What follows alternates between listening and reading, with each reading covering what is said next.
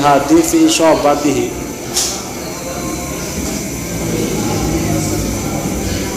Rakus ya, wal harasulan rakus, wal istihana lan mina menghina bima kelawan perkara azama kang wis ngagungaken umat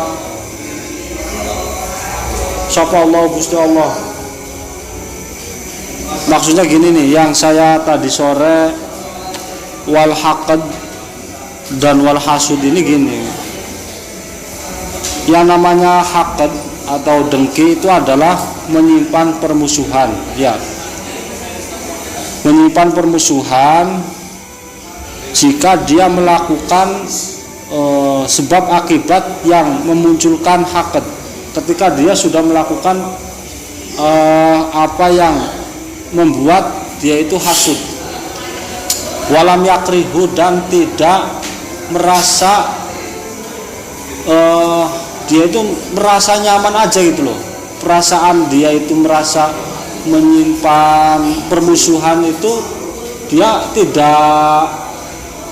malah senang gitu. Maksudnya justru kan kalau misalkan orang ketika menyimpan rasa permusuhannya, kalau orang lagi belajar itu kan baca istighfar ataupun apa ya. Jadi malah ini yang dimaksud diharamkannya itu haqad itu ketika dia tidak suka adanya penyakit ini, dia enjoy aja kan. Ketika dia dendam ya dendam, dinikmati dendamnya kan. Lah itu dosa. Ya dosa. Maksudnya kategori haqad yang didosakan. Tapi sebaliknya, ketika kok tidak ada apa-apa, muncul manusiawi datang. Orang kan manusiawi ya, ketika ada orang yang lebih di atasnya kita merasa dengki ataupun merasa iri, itu manusiawi. Terus kita langsung melacak di hati kita itu, astagfirullah, kononnya astagfirullah. Terus gimana caranya sifat yang tiba-tiba datang di hati itu segera dihilangkan? Itu nggak apa-apa, nggak masalah. Jadi datangnya rasa dengki ataupun iri di hati dan dia tidak merasa suka adanya rasa yang ada dalam hati itu nggak masalah, nggak dosa. Itu setannya. Jadi setan itu supaya membuat orang tersebut ketika ada datang sifat iri dan dengki itu supaya diekspresikan. Ini nggak boleh. Kalau bisa jangan. Jadi segera dibencikan ya, sifat itu datang tuh segera dibencikan.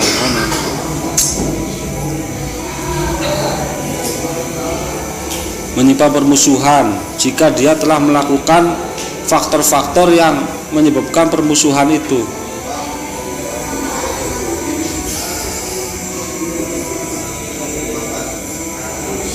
Ya. Tapi sebenarnya sih harus ada yang mengalah ya, harus ada yang mengalah. Maksudnya gini, ketika orang itu melakukan kan gini, adanya orang kan gini ya, hasud ataupun iri itu bukan semerta-merta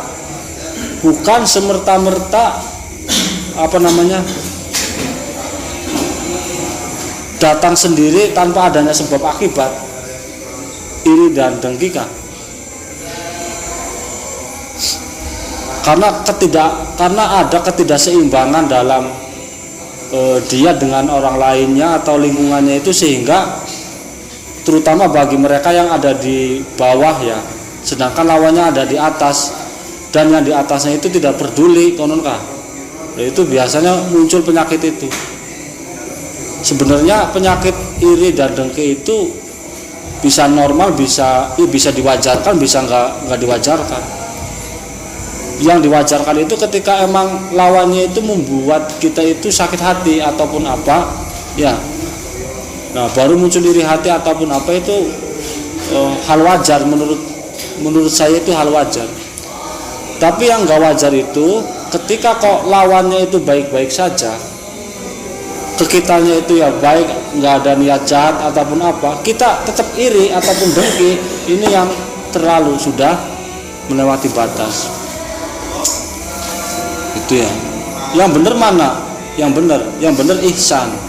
Ihsan. Tetap kita, meskipun lawan kita itu membuat kita enak ya, enak itu ya enak lah, membuat iri ataupun dengki, tetap kita berbaik sangka, berbaik perbuatannya, dibalas dengan kebaikan, kan?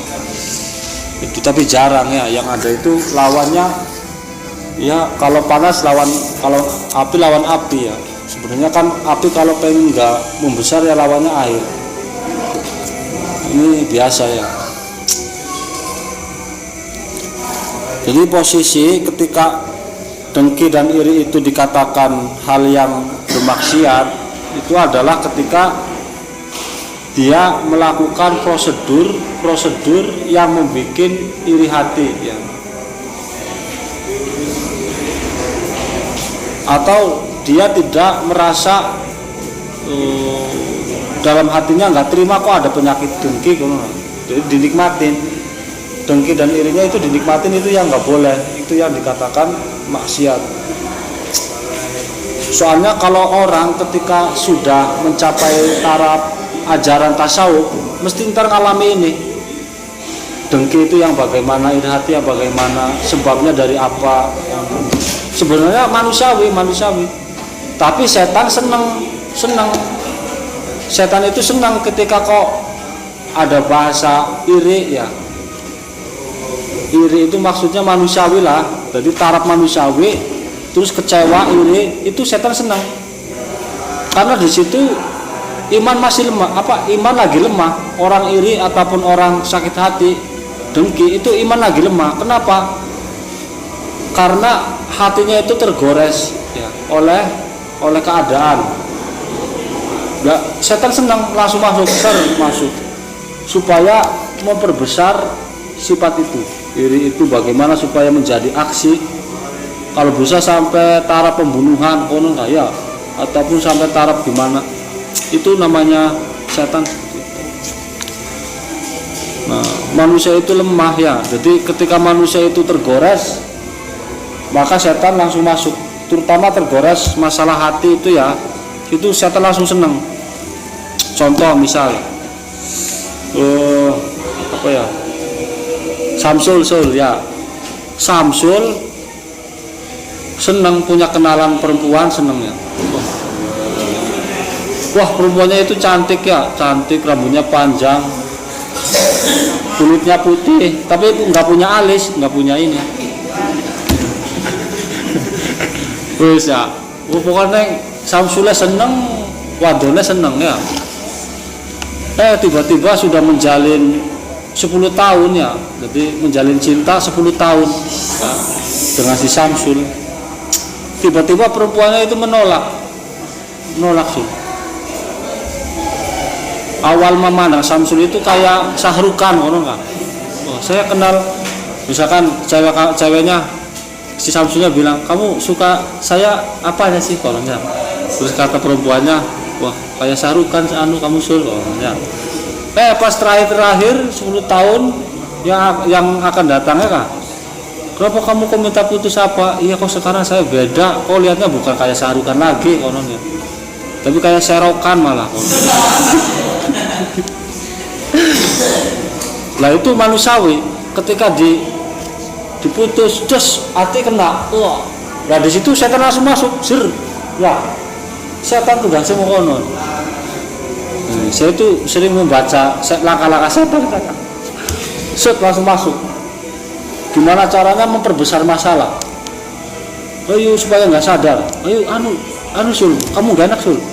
Gimana sul supaya kamu puas, gimana sul? Setan digoda, wah, sampai marah kan, nggak terima. Setan terus dipancing-pancing supaya memperbesar kan. Aslinya nggak masalah, soalnya bisa cari lagi kan, nggak masalah. Perempuan banyak 1000, wah di dunia itu banyak perempuan. Tapi gara-gara setan masuk memperbesar masalah, seakan-akan nggak ada solusi kan. Wah, dulu setannya ngomong, udah itu diperkosa aja. Kan kamu tujuan nyari jadian sama cewek itu kan itunya kan, barang itunya kan. Wah iya pokoknya Wah, gimana caranya? Nah, ini komunikasi sama setan kan. Terus saya memperkosanya bagaimana ini? Nah, terus sama setan komunikasinya. Udah, ini kamu kan rumahnya kan ini di situ ya. Terus gampang kan itu di rumah itu pokoknya wah, terjadilah kejadian yang tidak semestinya terjadi. Setan seneng, bagus, ya, bagus. Itu. Jadi hati-hati. Jadi kemanusiaan kita itu kadang ketika dilanda ujian, setan langsung ikut campur. Kalau fisik nggak masalah, itu kan misalkan saya lagi digores ya, maksudnya kena luka, dibacok, cas, paling seminggu, ya. Tapi kalau yang sakit itu adalah porosnya orang apa? Hati. Porosnya orang itu hati. Kok dilukai? Setan senang, terus masuk. Nah, maka pentingnya orang belajar itu supaya bisa mencegah dari tipu daya setan. Ya, oh no, itulah. Maksud saya ngomong ini paham gak ya? Paham ya? Makanya ketika kamu merasa dilukai ataupun apa, langsung segera di netralisasi ya. Jadi jangan istilah masalah itu diperbesarkan. Dan setan itu senang memperbesar masalah, senang. Nah, kita langsung dihubungkan dengan ilmu kita, terus sama Allah sama Rasul, langsung hilang, sekejap langsung hilang, kabur berarti setan. Saya itu sering kalau lagi jadi kayak tahu setan masuk kan kayak langsung netralisir lagi, datang lagi, alam. Bismillahirrahmanirrahim. Wa tasghir lan nyilikaken lima maring perkara azama kang wis ngagungaken ing masapa Allah Gusti Allah min taatin saking taat au masyiatin atau maksiat au Qur'anin atau Qur'an au ilmin atau ilmu au jannatin atau surga au narin atau neraka. Jadi tasghir di sini maksudnya menghina ya, menghina. Apa sholat, apa zakat, apa puasa, ono jangan ya. Ataupun Quran atau ilmu. Kalau ilmu sih nggak masalah, maksudnya bahasa menghina ilmu itu ketika membenci. Kan kalau menghina itu tujuannya apa? Berawal dari apa? Dasarnya menghina apa? Awalnya ada rasa nggak suka kan, terus menghina. Misalkan saya menghina apa, itu karena ada faktor nggak suka. Faslun utawi kira fasol wa min ma'asil batni lan iku setengah saking pira-pira maksiat weteng. Aklu riba utawi mangan riba wal maksilan wal maksi au ma ya'khudhuha lan maksa ya, maksa pemaksaan barang wal maksilan mangan barang jam ya, kayak ngetrek, jambret, maksa. Wal ghosbilan ghosob wasari kotilan nyolong. Wa kulli makhudhilan saben-saben perkara kang den alap bi muamalatin lawan muamalah haramaha kang wis ngaramaken ing muamalah apa syar'u syariat. Wa syurbul khamri lan nginum arak wa hadus syaribilan utawi batasane wong kang nginum iku arbauna wa hadus syaribilan utawi hukumane ya wong kang nginum iku arbauna 40 apane jaldatan jilide lil khurri kedua wong kang merdeka wanis fuhalan separone arbaun liraqiki kedua budak walil imami lan iku kedua imam azyadatu utawi tambahan apa na takzire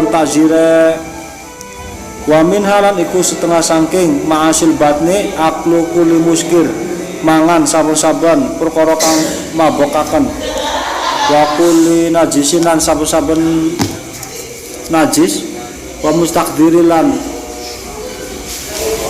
perkara kang den wilang-wilang kotor perkara kang den barang yang dianggap kotor wa mustaqdarilan barang kang den anggap kotor wa aklul malilan wa aklul malil yatimilan mangan harta bocah yatim awil auqafi atau pira-pira barang wakofan ala khilafima ing atase nulayani perkara syarata kang wis nyarataken ikma sapa al waqifu wong kang waqaf wal makhudulan mangan perkara kang den alap wal makhudulan mangan perkara kang den alap biwajhil haya lawan dalan isin misalkan kamu makan sesuatu yang proses dengan rasa malu kayak misalkan ngamen ataupun pokoknya yang proses hasil rezekinya itu dari hal-hal yang rendah kayak ngamen apa ataupun apa maksudnya yadul ulya khairun min yadi sufla maksudnya gitu. Jadi harga diri seorang muslim harus dijaga bagaimanapun juga.